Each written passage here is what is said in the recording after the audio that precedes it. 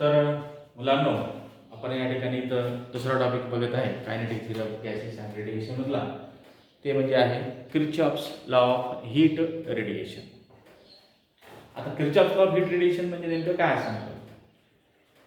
For a given body here absorption for a given perfectly black body, I can say for given perfectly black body the coefficient of absorption is equal to the coefficient of reflection.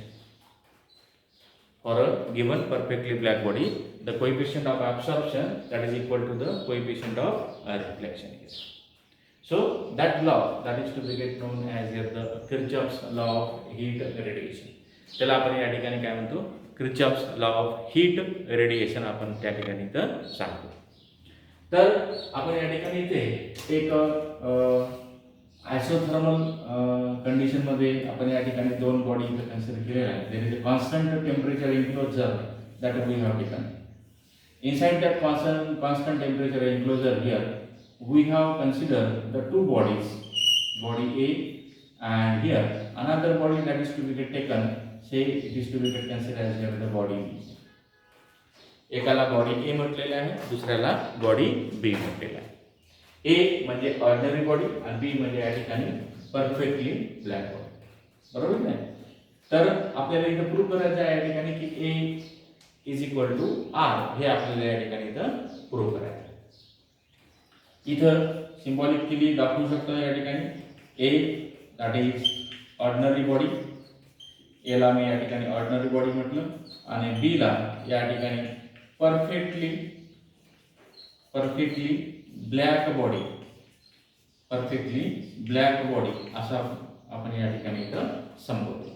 ordinary body आणि perfectly black body. आता याच्यावर समजा दोन्ही बॉडीवर सारखीच heat पडत आहे. Let Q is the total amount of heat which is to be get incident. तर ही काय झाली या ठिकाणी की ही इन्सिडेंट हीट झालेली आहे. Q is the amount of heat which is to be get incident on both body, that is ordinary body and perfectly black body. म्हणजे ऑर्डिनरी बॉडी आणि परफेक्टली ब्लॅक बॉडी दोन्ही बॉडीवर मात्र सारखीच हीट त्याच्यावर काय होत आहे? इन्सिडेंट होत आहे. तर आपण या ठिकाणी इथं ऑर्डिनरी बॉडीचा इथं विचार करूया. फॉर ऑर्डिनरी बॉडी, आता ऑर्डिनरी बॉडीच्या बाबतीत काय होतं? Let E is the emissive power of the ordinary body, that can be written as here the Q upon AT. E is equal to Q upon AT, amount of heat incident per unit area per unit time. म्हणजेच आपण या ठिकाणी Q is equal to E into AT असं आपण त्या ठिकाणी इथं लिहू शकतो. Q is equal to E into AT, where E is known as the emissive power of ordinary body, A is known as the area of cross section, and T is nothing but here the time. T is nothing but here the time. आता इथे ordinary बॉडीचा जर आपण या ठिकाणी इथे विचार केला तर Q is the amount of heat which is to be get incident per unit area per unit time. आता जेव्हा पर unit area per unit time म्हटलं त्यावेळेस एरियाची किंमत 1 होतं आणि टाइम इज इक्वल टू 1 होतं. म्हणजे Q is equal to E हे आपण या ठिकाणी इथं घेत आहे. बरोबर ना? इथं per unit area per unit time. आता Q एवढी हीट त्याच्यावर अशी पडत आहे, म्हणजे Q is equal to E एवढी हीट त्याच्यावर पडत आहे. ऑर्डिनरी बॉडी काय करते? QA is the amount of heat. Q is the amount of heat which is to be get absorbed by the ordinary body, that can be written as A multiplied by Q. कारण आपण मागे बघितलेलं आहे ठिकाणी की what is A is known as the coefficient of absorption, that can be written as QA upon Q. त्याच्यावर आपण घेतलं आहे ठिकाणी QA is equal to A into Q. Means here how much heat that is to be get incident? Q is equal to E घेतलं म्हणजे इथं मी काय लिहिता येतं? QA बरोबर काय लिहिता येतं मला या ठिकाणी? A multiplied by E. हे झाले इक्वेशन नंबर 1. बरोबर आहे?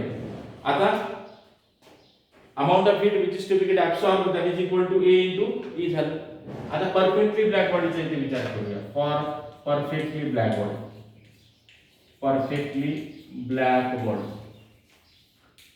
For perfectly black body. पुन्हा तोच फॉर्म्युला आपण काय घेऊ शकतो, Q is the amount of heat which is to be get incident, that is equal to EB into A multiplied by time T. A म्हणजे काय घेतला, एरिया क्रॉस सेक्शन, T म्हणजे टाइम. A ची किंमत 1 घेतलेली आहे, T ची किंमत 1 घेतलेली आहे, म्हणजे Q बरोबर या ठिकाणी काय घेतलं आपण या ठिकाणी EB.